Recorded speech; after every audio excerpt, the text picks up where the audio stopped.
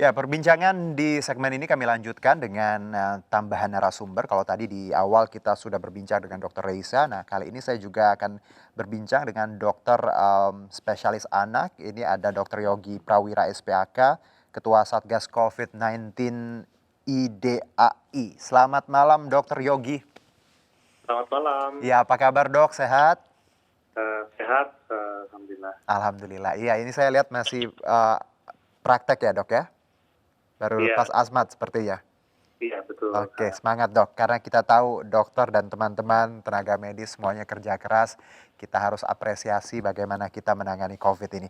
Nah Dok, bicara anak Dok dan juga penggunaan masker. Ini kan tema kita ada penggunaan masker. Kalau orang dewasa kita tadi tahu bahwa sudah banyak campaign dan sudah banyak ketentuan yang harus ditaati. Kalau bicara anak Dok, ini kan treatmentnya beda Dok. Sebenarnya masker untuk anak, apakah ini anak wajib menggunakannya di luar rumah atau seperti apa? Karena yang saya baca juga harusnya anak-anak memang tidak boleh pakai masker karena tidak boleh diajak keluar karena rentan. Seperti itu ya Dok? Ya, jadi Ya, begini, memang di luaran sana kan sedang ada beberapa perbincangan tentang masker pada anak ya, ya. dari CDC, dari WHO. Mhm, Nah, kebetulan kami dari Ikatan Dokter Anak Indonesia, ya mhm. IDAI, itu sebenarnya sejak awal pandemi sudah secara rutin mengeluarkan rekomendasi-rekomendasi khusus anak ya. Jadi berdasarkan Mhm. tingginya angka kesakitan dan kematian akibat COVID-19 pada anak. Nah, Baik. kita tahu di Indonesia ini angka terakhir case fatality rate ya, jadi angka kematian Mhm, akibat COVID-19 pada anak itu tertinggi se-Asia Pasifik. mhm. Jadi kita tidak bisa mengadopsi mentah-mentah Ya, apa yang dikerjakan oleh orang luar, baik. begitu. Jadi semuanya harus berdasarkan kondisi lokal, Mhm. masalah kultural, jadi ada kearifan lokal di situ, Ya. termasuk ketidakarifan lokal gitu. Saya contohkan begini, Ya. misalnya di negara-negara seperti Jepang, Korea Selatan gitu ya, yang mereka hari-hari bahkan sebelum pandemi pun itu sudah terbiasa menggunakan Betul, masker. betul. Nah, Aha. sementara untuk Indonesia kita kan tidak terbiasa, Mhm. dan saat ini kita lihat berapa banyak orang dewasa yang pada saat beraktivitas di luar rumah itu comply Baik. dengan penggunaan masker secara benar gitu. Mhm. Jadi bukan sekedar syarat dipasang tapi tidak menutup hidung dan mulut, Betul. atau bahkan diturunkan ke Banyak leher. sekali pelanggaran. Itu berbahaya Mhm, gitu ya. mhm. Nah, pada saat orang-orang dewasanya ini tidak comply, maka resikonya anak bisa tertular gitu Baik. kan. Mhm, Makanya kita mengeluarkan panduan khusus. Ya, secara umum memang betul. mhm. Jadi IDAI tidak merekomendasikan anak untuk keluar rumah ya, Baik. termasuk kegiatan tatap muka di sekolah Mhm, sampai situasi COVID-19 ini dianggap sudah terkendali. mhm. Tentu memenuhi kriteria epidemiologi dari WHO. Jadi ada Baik. syarat epidemiologi. Jadi Mhm, WHO kan mensyaratkan ada pemeriksaan 1/1000 penduduk mhm, itu per minggu gitu ya. mhm. Nah, sebagai informasi kan di Indonesia sampai terakhir baru satu daerah yang melakukan itu. Baik. Sebagian besar kapasitas tesnya belum sesuai. Mhm. Kemudian positivity rate-nya, sederhananya dalam satu hari misalnya diperiksa 100 sampel. Nah, berapa yang positif? Kalau kurang dari 5, itu dianggap sudah terkendali. Tapi selama 2 minggu berturut-turut. Mhm. Nah, angka nasional kita itu masih di atas 10%, Betul. Mhm. bahkan sampai 15-17%. Mhm. Begitu. Jadi, Baik. makanya saat ini rekomendasi pertama itu tidak keluar rumah untuk anak. Gitu Oke, ya. jadi memang untuk rekomendasi tadi anak tidak dianjurkan sekali ya Dok ya untuk dibawa atau beraktivitas di luar. Kalaupun di luar memang juga treatmentnya akan sangat hati-hati, harus pakai masker dan jaga jarak dan segala macam. Dan kalau bicara angka juga benar Dok bahwa Indonesia masih tinggi untuk anak juga juga banyak sekali yang menjadi korban. Dan hari ini juga saya juga baru dapat info ini rekor tertinggi penambahan untuk hari ini adalah di angka 3.000 sekian seperti itu. Dan kita jadi harus sangat-sangat concern kalau bicara penggunaan masker dan anak. Nah Dok, kalau seandainya tadi anak ya terpaksa atau dia harus beraktivitas di luar atau mungkin dibawa oleh orang tua, entah itu untuk kegiatan seperti apa. Nah, masker yang cocok untuk anak dan juga cara mengetahui bahwa atau meyakinkan bahwa anak kita benar pakai maskernya. Seperti apa, Dok? Baik, jadi Hmm. ini ada kondisi mendesak nih ya, Iya, kebutuhan misalnya. Aha. keluar rumah. Misalnya mau vaksinasi ya, Oke. itu kan penting tuh, vaksinasi tetap harus dikerjakan, karena kalau tidak, nanti setelah pandemi ini kita takutkan penyakit-penyakit yang sebelumnya bisa dikendalikan, Hmm. dengan vaksinasi bisa timbul lagi jadi wabah, gitu kan. Jadi misalnya mau ke rumah sakit untuk vaksin. Nah, tentu pertama, kalau anaknya usianya kurang dari 2 tahun, kita tidak merekomendasikan penggunaan masker. Jadi hindari penggunaan masker pada anak usia kurang dari 2 2 tahun. tahun, ya. Oke, tapi apakah mereka tidak bisa tertular? Tetap bisa. Maka sebagai alternatif, kita tahu kan penularan ini bisa melalui droplet ya, Ya, betul. percikan. Nah, berarti kita harus melindungi anak, misalnya menggunakan face shield, itu boleh ya. Tapi dengan syarat, harus dengan pengawasan yang ketat oleh orang tua ataupun pengasuh selama menggunakan face shield ini, Oke. gitu ya. Iya, jadi betul-betul harus diawasin nih. Kemudian pilihan lain misalnya bayi pakai kereta bayi gitu. Nah, itu kan ada kereta bayi yang punya penutup di depannya, Betul, penutup betul. parang. Nah, itu juga bisa digunakan. Prinsipnya kita jaga mereka jangan sampai terpapar droplet tadi gitu ya. Baik, jadi salah sekali ya Dok kalau ada orang tua yang mengajak anak-anak masih di bawah umur untuk olahraga, car free day atau nge-mall itu it's a big no ya Dok? Betul sekali, betul sekali.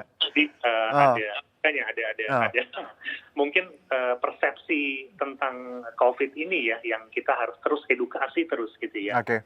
Oke. Nah, sekarang kalau misalnya di atas 2 tahun bagaimana?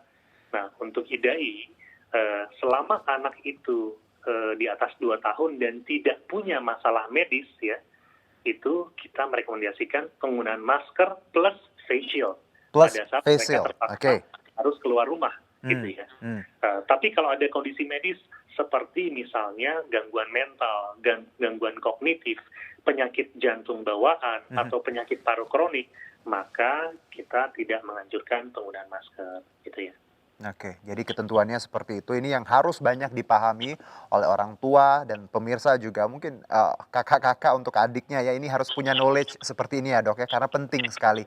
Kita tidak ingin makin banyak korban, apalagi kalau bicara edukasi memang ini salah satu PR kita bersama ya Dok. Bagaimana memberi edukasi yang baik untuk masyarakat terkait masker, face shield dan tadi jaga jarak. Nah Dok, kalau kita bicara masih soal anak, bagaimana kita memberi pengertian nih kepada buah hati, adik-adik gitu yang mungkin they don't get it what happened yang sekarang terjadi, tapi bagaimana cara kita tadi menginfuse atau memberitahu bahwa ada ketentuan seperti ini dan harus pakai masker dan kalian harus nggak boleh pegang-pegang, nggak boleh lepas masker. Gimana Dok caranya? Baik, jadi Nah. itu tergantung tahapan usianya mereka. Oke, Ya. oke. Kemudian mungkin kita melihat pandemi ini sebagai satu, coba kita sedikit optimis dengan kita diberi kesempatan untuk membesarkan anak-anak kita menjadi generasi yang lebih sadar dan paham kesehatan Baik. bandingkan generasi orang tuanya. Gitu. Jadi sekarang waktunya untuk mengubah satu kebiasaan baru. Dan itu tidak mudah. Anak-anak adalah peniru ulung. Jadi mereka mengamati dan meniru. Jadi percuma kalau kita ngomong ya berulang-ulang, tapi kita tidak melakukan yang kita bicarakan. Nggak kasih contoh ya Dok? Iya, jadi mereka hanya akan mencontoh apa yang kita Iya, kerjakan. betul. Ya. Setuju. Jadi misalnya kita pengen anak pakai masker pada saat keluar rumah, kita contohkan begitu kita keluar dari rumah, kita gunakan masker dengan cara yang benar. Itu misalnya. Dan itu harus berulang-ulang untuk mengubah satu kebiasaan baru. Betul itu sekali. butuh waktu sekitar 3 bulan atau 90 hari. Nah, tapi mungkin cara penyampaiannya kalau anaknya sudah lebih besar, sudah bisa diajak listening, kita ceritakan apa adanya. Tapi untuk anak-anak yang kecil gitu, misalnya mungkin kita bawa ke alamnya mereka gitu. Kita misalnya mereka senang dengan superhero gitu ya. Kamu kalau pakai masker kamu bisa jadi superhero loh. Misalnya seperti itu. Kemudian kayak gimana? Misalnya di luar itu ada musuh nih ya. Nanti kalau kamu pakai masker itu kamu bisa menang melawan musuh. Gitu. Tapi kalau misalnya kamu tidak mengenakan masker dan musuhnya masuk ke badan kamu, sementara kamu kuat, kamu nggak apa-apa, tapi pada saat ketemu kakek nenek, kamu bisa nularin. Jadi kamu jadi superhero buat kakek nenek. Jangan sampai kita nularin mereka, misalnya gitu. Jadi mungkin pakai cara-cara ya. Treatmentnya seperti itu. Kemudian kan poinnya yang harus dikerjakan ada 3 nih, yang 3M ya. Ya, menggunakan masker dengan cara yang benar. Jadi betul. kalau misalnya anak kita pakai maskernya tidak menutup hidung dan mulut, kita ingatkan Mhm. itu harus nutupin hidung sama mulut gitu. Dan Mhm. anak kecil itu biasanya justru lebih mudah menerima ya dibandingkan orang dewasa gitu. Ya kita Iya, jadi betul kalau Dok. kita ajarkan, kita ulang-ulang, mereka lebih mudah menerima. Kemudian mencuci Hmm. tangan misalnya, Hmm. kan anjurannya cuci tangan 6 langkah selama 20 detik. Nah, Mhm. untuk anak kecil kan, aduh gitu, menghitung 1 sampai 20 aja mungkin belum bisa gitu Ah. misalnya. Nah, jadi kita ajarkan, gini loh caranya cuci tangan, kita contohkan. Mhm. Kemudian sambil cuci tangan, kita sambil nyanyi yuk, misalnya nyanyi panjang umurnya ya. Mhm. Panjang umurnya, kita hitung tuh, kalau menyanyi panjang umurnya selama sebanyak 2 kali, Oke. durasinya kurang lebih 20 detik gitu. Ah, Jadi oke. ya udah, sambil ini kita nyanyi sekali, terus kita Ah. ulangi lagi. Nah, itu sudah selesai, oke, sudah Mhm. selesai. Oke. Kemudian bilang, nah orang-orang ini sekarang memang saat ini aman ya kalau kita berhadapan dengan orang anggap dia tanpa gejala kan. Nah gitu. Jadi ada nih yang namanya COVID itu nggak kelihatan di mata. Nah dia bisa loncat dari satu orang ke orang lain. Makanya jangan deket-deket sama orang lain pada saat kita keluar gitu ya. Jadi jaga jarak seperti itu misalnya. Jadi 3M ini kita ulang-ulang ya. Menggunakan masker dengan cara yang benar, mencuci tangan selama 20 detik, kemudian menjaga jarak ya sekitar sebenarnya 1-2 meter. Tapi tentu dengan bahasanya anak-anak gitu.